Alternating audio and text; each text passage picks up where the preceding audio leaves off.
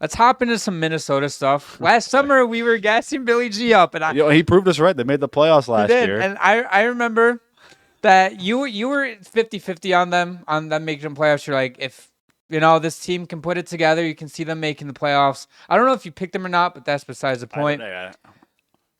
I was on the Minnesota bandwagon, as you guys all know. I was like, Billy G, you're doing a phenomenal job. Billy G, you're doing a fucking horrible job. What are we doing, dude? Where I'm going with this is Marco Rossi and the Wild haven't talked on a deal in like 3 weeks. Some reports. Did he file for arbitration? Nope. Okay. I don't think he's eligible, actually. No, he's not. Yeah. You have Marco Rossi. He wants a 6.5, 7-year deal, right? He wants to be in Minnesota for 7, 8 years. Minnesota's not even coming in at $6 million. I don't get why they undervalue him so much. I don't get it. I mean, I get you have to spend a lot of money on Kirill Kaprizov. We'll get to that in a minute, but because the further that goes, the more I don't like what's going on there. Yeah. But you have a player in Marco Rossi who, for some reason, the Wild are very. The thing that perplexes me about him is they're very low on wanting to pay him, but then they have huge demands in a trade. Yes. So it's like, okay, clearly you value the player if you're asking for all these assets back in a trade, but you don't want to pay him, even if it's a 2 or 3 year contract, just a bridge, just to get him playing. Make it make sense. Yeah, I mean, I heard their main issue is he's a smaller player, and they don't feel comfortable with that. Fucking cry me a river. I mean, he had 60 points in 82 games last year, an improvement from 40 and 82 the year before. So the kid's getting better. I have an argument for this. This is his second full season in the NHL as well. Okay, so I have a couple problems with some, not stuff that you said, but just in general of what's going on.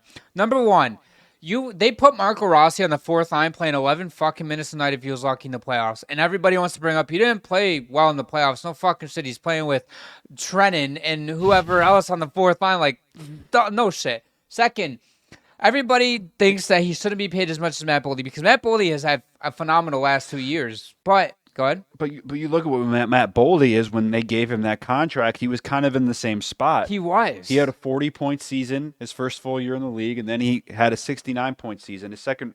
Wait, hold on, I'm reading this wrong. Okay, 40 points, then 63 his second year, and then everyone was like, "Oh, now that makes sense why they gave him that contract." He's kind of on that same trajectory. And Matt Boldy, I thought he was one of the better players. He was one of the best players in the whole first round, in my opinion. What's his height and weight? He is 6'2". That is the difference, I think. Yeah, that's a stupid difference. He's 6'2", 201, and Boldy's 5'9", 182. So about a 20-pound difference. Yeah, and they're pretty scared significant of that. height difference. They're scared of that. I mean, but he hasn't had injury concerns, in my opinion. He has played 2 full seasons back to back. Has not missed a game. Physicality doesn't seem to be an issue, considering he had 60 points last year, 24 goals. I don't see why they don't want to keep him around. And his underlying analytics, people are going to hate this, what I'm going to say, but his underlying analytics are better than Matt Boldy's. Everything that says about this player is he's a star in the making. Yes, and everything that he's showing, Matt Boldy showed at his same exact age. They're only 1 year apart, which means if this development keeps going on, Matt Boldy is a 70-point player next season. And you know what? Even if Matt Boldy doesn't want let's say he wants an 8-year deal, but Minnesota's like, we don't want to give you an 8-year deal, whatever. If I'm Matt Boldy, say, fuck you, give me a 2 by 5.5. I have a feeling the longer this goes on, I mean, they'll figure something out because I think it's stupid for both sides for the player to not be playing, even if it's just a 1-year deal, just to continue, just figure it out next year and see what goes on because. Let's say they do just give him like a 1-year deal, and it's like $5 million, $5.5 million cap, and then he goes out and has 70 points next year, and then the Wild are even more fucked. Yes, instead of being like, okay, here's a 7 by 7, same as Boldy, it's like now he's asking for an 8 by 8 or whatever. Yeah, I don't see the vision. I think he's arbitration eligible next season too, if I'm not mistaken. He might be, but he's definitely not because he's coming off an ELC. Oh, yeah. So he's not eligible right now. No, he's not right now. But then he also did the same thing with Brock Faber, who after a year. So this is okay. So this is when did he sign this contract? He signed it a year and a half ago. He signed it last summer. Okay. So he signed this 8-year deal after 82 game season, 47 points at 8.5. He kind of regressed this year statistically. Mm-hmm. Played more ice time, but 29.78 games compared to 47.82. I know he's a defenseman. Stats don't mean everything for that, but that's the thing that gets me with Guerin is he's shown with Boldy and Brock Faber that he's willing to like pay these young guys now and just not worry about in the future. But for some reason, Rossi is just that guy they have the issue with. Billy G needs to get his head out of his ass, and I don't know. And this irks me too because you'd think that they'd be saving up for Kirill Kaprizov and be like, okay, we're not going to pay him as much because we have to give $15 million to Kaprizov. They haven't even fucking started talking about an extension yet, according to reports. Yeah, I don't like that. So it might be just that Kaprizov's just like, I don't want to talk a contract right now. Yeah, that could be it. And, very, very fair. Kaprizov to me, I think he knows how important he is to that team. And he knows that if he doesn't play, they don't work very well. It was clear this season. Oh, because, the first half of the year, MVP candidate, like the Wild were shocking. They were first place in the division, like keeping pace with the Jets, who were having an insane start to the season. And I was like, oh my God, why are these teams so good? These guys so good? And then, it wasn't just Kaprizov that got hurt. They had a bunch of other injuries, but Kaprizov missed a lot of time, and the team looked way worse when he wasn't playing. And then he comes back, and all of a sudden, they're good again. Sure, it did hurt having Eriksson out at the same time. That definitely didn't help. But when I saw a stat when I was working on the TV in the lobby at the ice rink I work at, and this was when Kaprizov originally got hurt, right before he came back, before he went out again. He had 65 or 70% of the team's points, whether it was goals or assists, and he was the reason why they were atop the league. He was in a heart favorite for a lot of people, including myself. If he would have played the whole season, I think there's a really good chance he would have won the Hart. Not only, at least at minimum, be a finalist. Yeah. Which is crazy. But, listen, Billy G needs to get it done. And I know there's no rush to because he still has a year left. And like you brought up, maybe this is a thing where Kaprizov just doesn't want to talk contract right now. Maybe he's willing to play another year and then talk next summer. I don't know. I really wouldn't. If I'm the Wild, I don't want to get this to next summer because at the end of this, because normally you don't do contract talks mid-season. I believe you're not even allowed to sign an extension after the trade deadline. Correct, yeah. Until the end of the playoffs or until your team's done, whatever, something like that.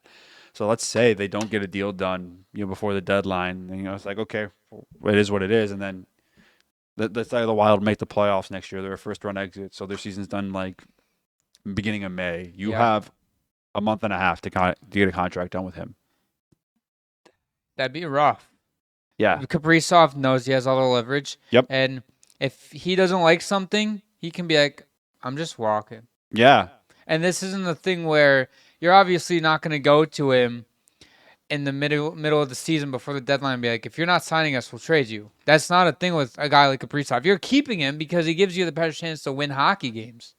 So you're just getting a tricky situation if you do leave it till next season. Or let's say, for example, he plays 70-plus games this season, puts up 100, 110 points this season, and you wait until next summer to get it done. Now he's asking for $16 million instead of $15. And now you're even more fucked. So, another thing that perplexes me, too, with the Wild is they go out and trade for Tarasenko. Dude was like a shell of himself, clearly, last year in Detroit. And they take on that full contract, too. What is it, 4.5 or something? 4.75. And what? Do the Wild think that, okay, we're going to trade him at the deadline This for is the same pick? team that traded for Nyquist last year, and the only thing that he contributed was going off sides when they could have stole a game in Vegas. Yeah, and they gave up a second-round pick for him. I'm so sorry I defended that trade. Yeah, I remember when you defended that trade. I was like, what are you talking about? Why? This is horrible. That was rough. Rough. That was a stupid trade. Yeah. And, everyone knows that now, but I guess they wanted the veteran piece for what they thought was going to be a deep playoff run. And he clearly did absolutely nothing. No, he was non-existent for them. I'm sure teams were probably asking about Nyquist, but they're like, we'll give you a 4th-round pick at best. And Minnesota's like, here's a second. And they were like, shit, here you go.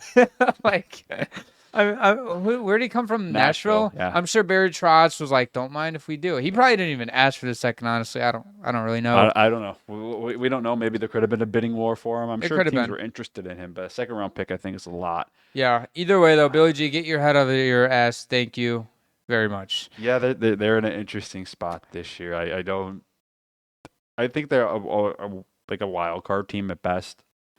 But Mhm. if Kaprizov's gone, like, well, let's say this just happens. Just one more Okay. hypothetical. Like, this is all we're going to talk about all summer is just hypothetical shit. Yeah. Let's say that, you have Rossi. Let's say the Wild do end up trading him. And maybe you don't get the players you want back. You get picks or like prospects and stuff like that. Yada, yada, yada. Or you get like some decent second, third line players. You're not going to, maybe not, you don't get that first line player you want back in its return, which is what they want. And then he's on, and then Kaprizov walks. You're fucked. You have no Rossi. You have no Kaprizov. You're stuck there. Love Matt Boldy to death.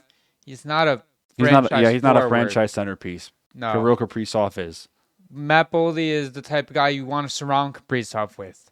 A great talent like that. And if you have no Kaprizov, no Rossi, you're fucked. You're honestly fucked. Like, you're not competitive at all. You're not even competitive when Kaprizov just misses time due to injury.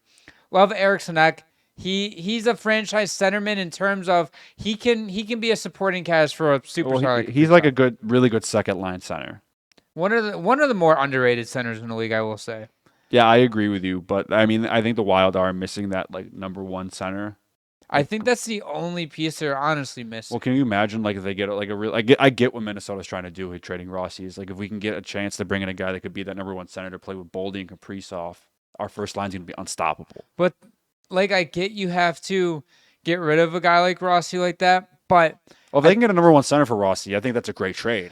Yeah, of course. But that means you have to keep Kaprizov, and maybe Kaprizov's saying something like, "Well, I want a center." That could be a thing too. And I look at this as, I think that just Rossi is, I think he has first line potential. I'll say that. I think agree he has with first you, line potential.